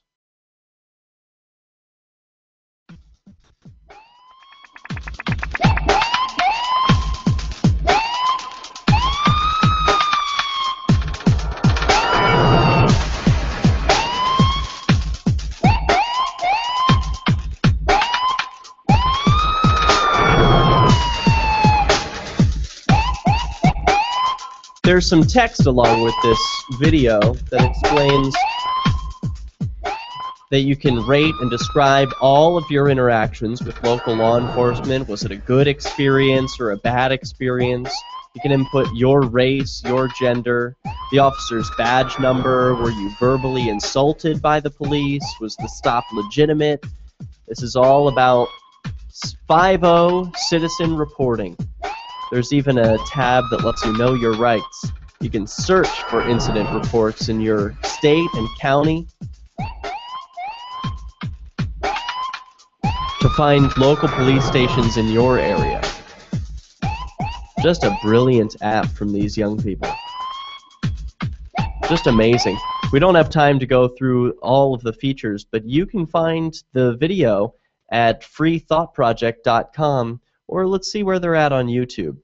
They may have their own YouTube channel. Yep, it looks like they do. Pine Tart. I'm going to go and subscribe to that. So Pine Tart looks like they've produced just this video explaining 5-0. That's spelled out F-I-V-E hyphen then the letter O. And it looks like they might have an exclamation point in the name as well. So just a brilliant app. I'm so pleased. There are other apps like this. I'd be remiss if I didn't mention Peacekeeper, which is another app that's already available in the iPhone App Store. It's still working on being released for the Android phone, as I understand it, but these apps will probably work in conjunction with one another. There's the ACLU app, which is another terrific one. There's a Cop Block app.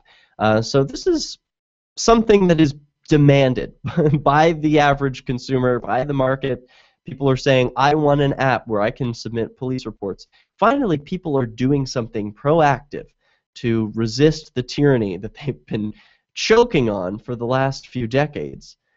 Now let's continue with more peaceful resistance stories. I've got strippers protesting at a local church.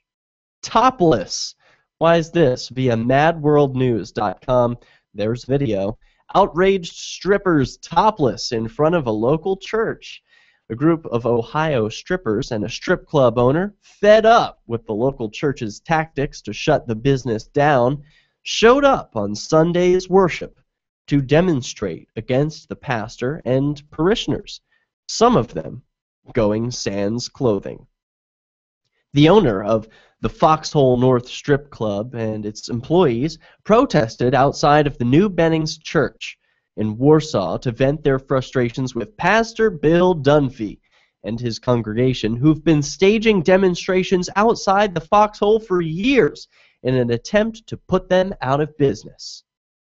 Thomas George, who owns the Foxhole, says that he's tired of the unchristian-like manner in which the church's members behave.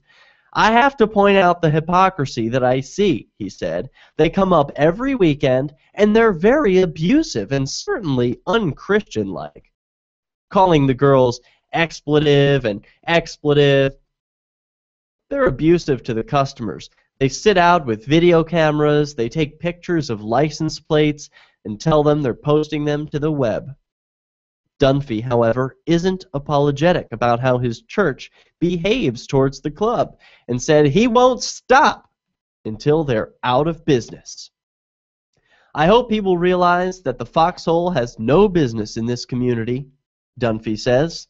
I take very seriously the responsibility as a pastor to see to it that the gospel of Christ is lifted up, that Christ himself is lifted up, and that the evil is controlled.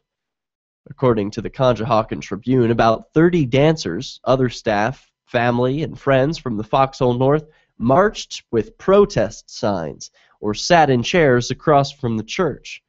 They're also reporting that 6 of the women bared their breasts for all to see. which caused the church to hang tarps so their attendees didn't have to see. What? Now, why is that? What is that about, hanging up tarps so they don't have to see? Aren't you just closing yourself in? If you don't want to see, don't look. But the temptation might be too much. George said that he realizes the demonstration was extreme, but he doesn't think it's evil. Members of the church disagreed and can be seen in the video getting into a shouting match with demonstrators. One of the protesters shouted, quote, "Love is the answer." And you don't have it, baby. God is love. Here's the report. A rural Ohio church was the site of an eye-popping protest today.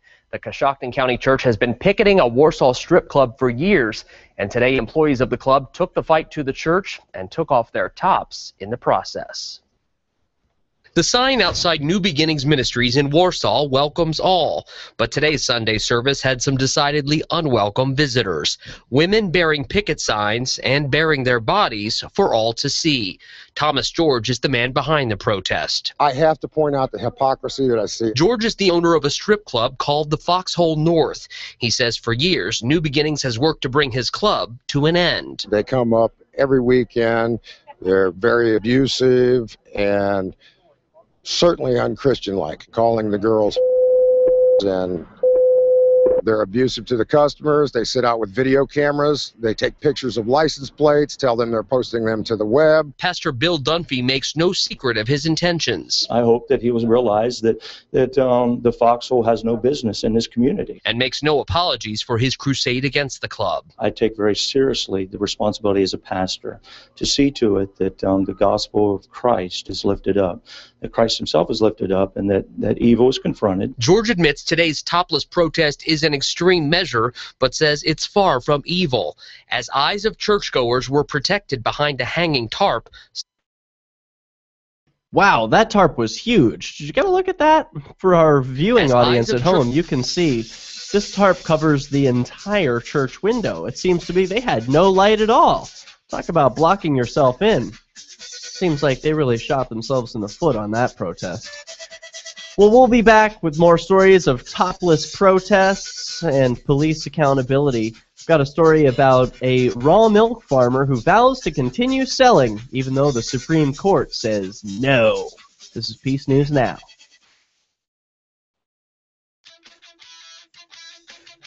Liberty activists around the country are starting to realize politics alone won't set us free. So what will? At Liberty on the Rocks, we believe the answer starts with living your principles, spreading ideas, and connecting with those around you. By starting a Liberty on the Rocks network, you can make a difference by uniting libertarian thinkers. Find out how much fun it is to build your local network from the ground up. Visit libertyontherocks.org today to get started. This is a national health care alert from the Health Hotline. If you, a family member, or a loved one suffers from knee pain and have Medicare as your primary insurance, we've got great news. You could qualify for a pain-relieving knee brace at little or no cost to you. Get free delivery, and all the paperwork is handled by our accredited suppliers at no charge to you. So if you're on Medicare and have knee pain, don't wait. You may qualify to immediately receive a pain-relieving knee brace at little or no cost. Friendly agents are standing by 24/7 to help you. We also have other pain-relieving braces too for your shoulder, ankle, or back. You may be eligible to get these items and more at little or no out-of-pocket cost. Our friendly representatives are standing by now to help you, so please call now. 800-301-2963, 800-301-2963, 800-301-2963, 800-301-2963. Now that you've found the Liberty Radio Network at LRN.FM, you may want to help expose others to our great programs. To assist you in doing so, you'll find resources at promote.lrn.fm, including details on how to get a free bumper sticker, quarter-page flyers you can print out and distribute, banners for your website, as well as files that will allow you to make your own custom banners and graphics. Visit promote.lrn.fm and help bring new listeners to the Liberty Radio Network. That's promote.lrn.fm. Shiny badges on your jacket, shiny badges. This is Davi Barker from ShinyBadges.com, and I just want to personally apologize for airing a jingle week after week, month after month, that turned out to be such an infectious brainworm. So to make it up to you, I'm offering a free gift. The next time you make a purchase at ShinyBadges.com, write worms in the transaction comments, and I'll send you something weird. Instead of just listening, you can also watch. See the Liberty Radio Network's key New Hampshire-based live shows via our studio cam at cam.lrn.fm. Plus, you'll still be able to listen to the Liberty Radio Network via the cam feed in high quality 24/7, even when there's no live show being produced in our Keene studio. But wait, there's more. Our chat room is built into the cam page so you can interact with other listeners online. Listen, watch, and chat, all free at cam.lrn.fm. That's cam.lrn.fm.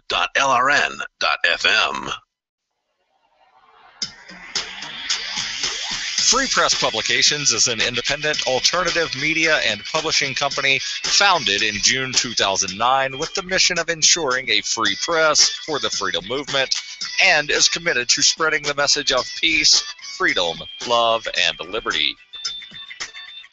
FPP also gives new authors an avenue for publishing freedom-oriented material. FPP brings you daily news and commentary at fpp.cc, as well as weekly news in the FPP Freedom Minute and Peace, Love, Liberty Radio at fppradio.com. The monthly newspaper FPP News at news.fpp.cc, and books. Hey, can you hear me okay? I can. Excellent. I can hear you too. We come back in 10 seconds, so please hold, and we'll put you on in just a few seconds. LRN.FM. Please contribute to your favorite shows via their websites and become an amplifier at amp.lrn.fm. That's amp.lrn.fm.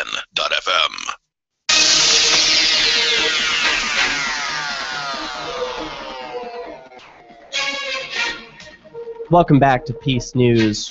We return for the final segment. There's still time for your thoughts and calls if you make them now. Our number is 443-424-8347.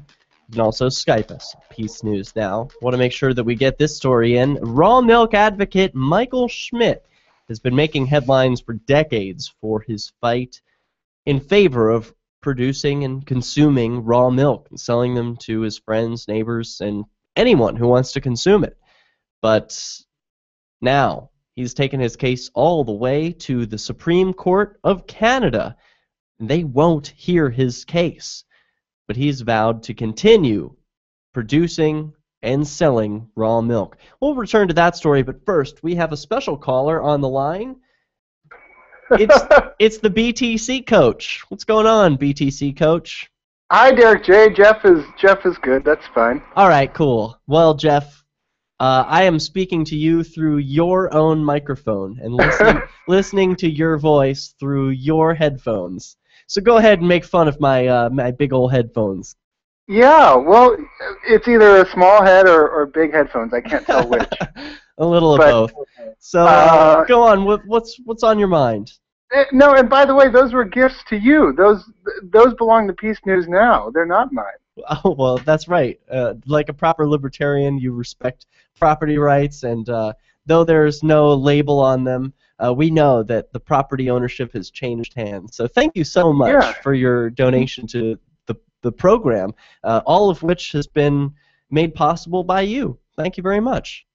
Of course. I mean, I really support the work that you're doing, and I love watching you grow as a broadcaster. I maybe a little patronizing, but the fact that you're pursuing your dreams, and ever since I've known you, you've always been so fearless in seeking out liberty and talking about liberty, and I just love that about you, Derek J. Oh, thank you, Jeff. Yeah. Well, I appreciate your accolades. So now, what are you calling about? I hope this is entertaining for your listeners, but I'm feeling a little bit of libertarian hopelessness in my life.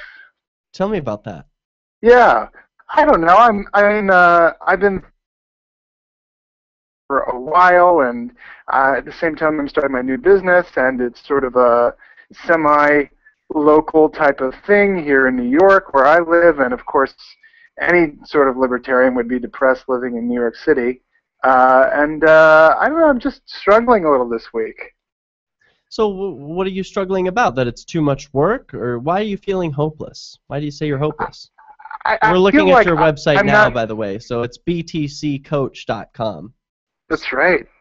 Oh, exciting. Thank you for pimping me out, Derek J. Yeah, it's a pleasure. So, I've got you up here, up on the screen.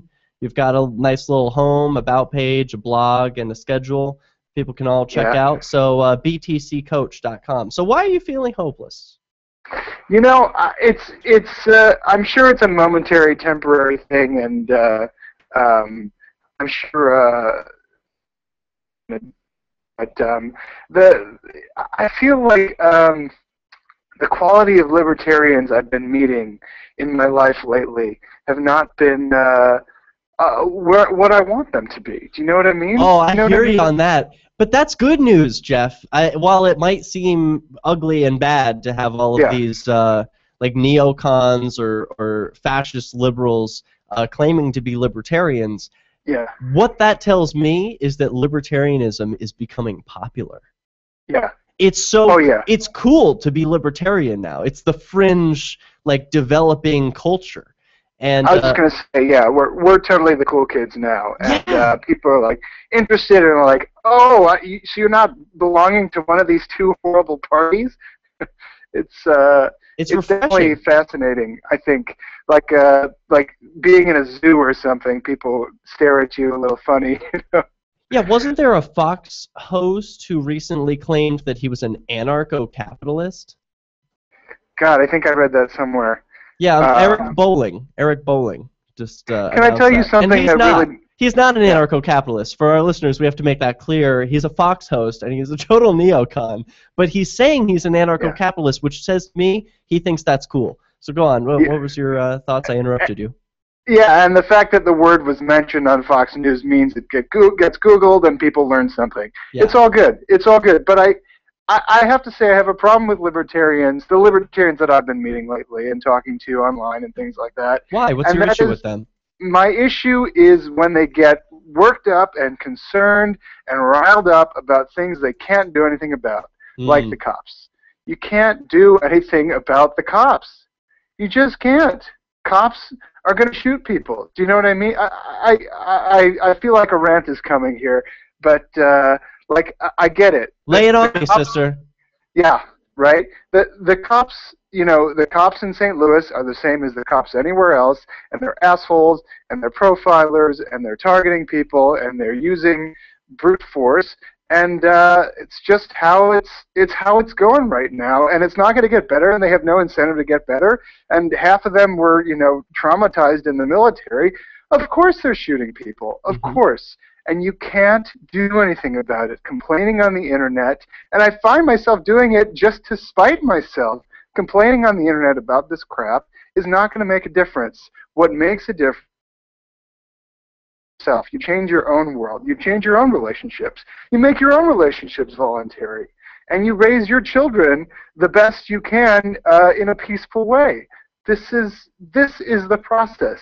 I guarantee you that whatever lawsuits we're already finding out that Michael Brown has basically attacked this guy and threw his 300 pounds at this police officer, and it's basically self-defense. I mean, I can't stand it that libertarians are making this their pet issue, frankly. Yeah. Wow. I can empathize. I absolutely hear what you're saying. It's it occurs to me we're all on a journey, right? Yeah. And a lot of the libertarians that you're describing who want to point their fingers at others and instead of improving themselves and their own lives and their own freedom, is that they're just not there yet, right? Like I was at a point where I was pointing my finger around at anywhere where I could point the blame to see, because first of all, we're all lied to about who the real culprits are, and then when we finally become aware that, oh my gosh, these governments are totally criminal, these sociopaths and psychopaths inhabit the thrones of power in all of these countries around the world. They treat other human beings like cattle, like actual livestock, and trade them for one another, and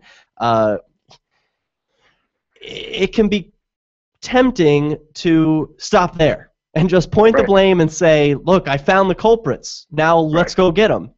No, you can't stop there. As you point out, the right thing to do is to take control of what you can and change those things. Change yourself. Change your own life. Yeah. I'm telling you, it starts with the aggressive people in your own life. It starts with the people that you interact with on a daily basis, the people in your family, the people at work, the people that you're married to sometimes, the people that you're raising, and the people that raise you. That's where the real government is.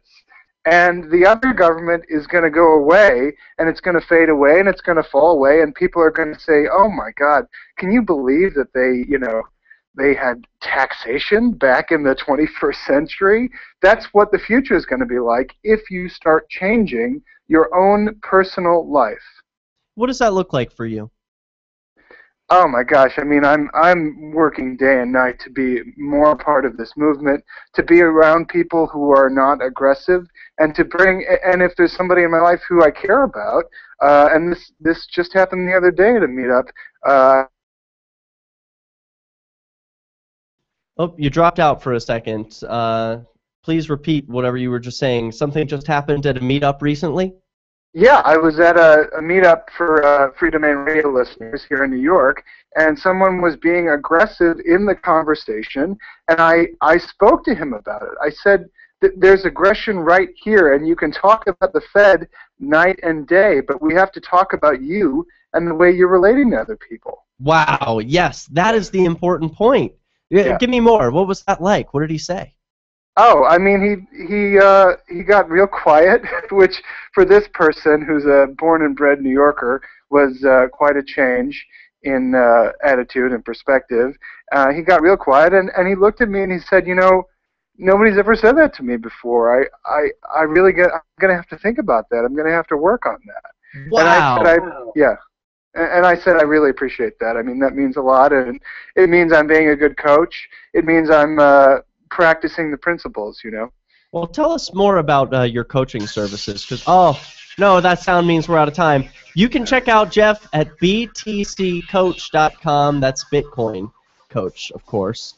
And we'll have to leave it there. Jeff, I appreciate your call and your thoughts and your microphone and headphones. Thanks so much for Keep it up. everything and all of the work that you're doing to advance peace and freedom in individuals' lives, the individuals who you impact on a daily basis.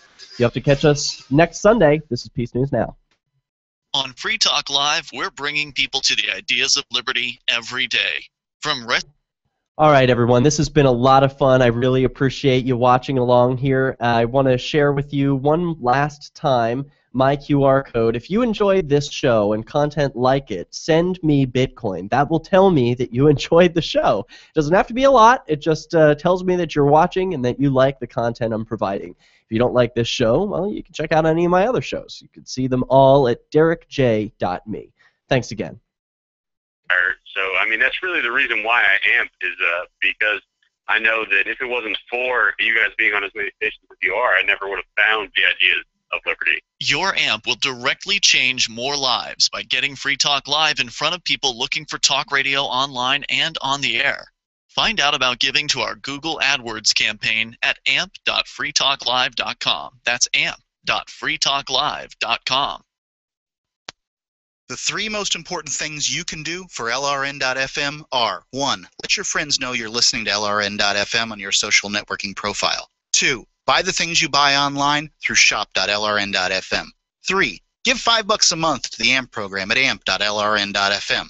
You likely buy all kinds of things online. Amazon is the largest online retailer. You can get what you need at the same great prices, and LRN gets a cut. Please do your online shopping at shop.lrn.fm. Have you ever wanted to help a hardworking person get their business off the ground? Then join me in enjoying some BuzzBox coffee. Let's make a difference, one cup at a time. Join us in helping people buy their own coffee farms through at least 100 microloans via World Vision. Free Talk Live coffee drinkers will truly change lives forever. To get the best coffee you've ever tasted, it's organic, shade-grown, and top 1% Arabica grade. Go to coffee.freetalklive.com. The first pound's free, just cover shipping. This is the Liberty Radio Network, broadcasting the latest liberty-oriented audio content 24 hours a day at LRN.FM. Are you looking for an excuse to come check out New Hampshire this fall? You're invited to Keenvention. Keenvention is your chance to meet dozens of key liberty activists from across the Shire. You can explore the beautiful little city of Keene, discuss various forms of activism with seasoned veterans, do some Robin Hooding, and learn about making the move. Keenvention received rave reviews last year. If you missed it, visit keenvention.info for full video coverage of every speaker and panel. This year, Rich Paul is our first announced keynote speaker, and more are being announced now at keenvention.info. Join old and new friends and neighbors in Keene for Keenvention this October 31st through November 2nd. You can pre-order your tickets now for just $60 at keenvention.info, or you can pay with Bitcoin. Visit keenvention.info for more information and to lock in your tickets at the pre-order $60 price for the whole weekend. Visit keenvention.info for more, or look for our page and event on Facebook. That's keenvention.info.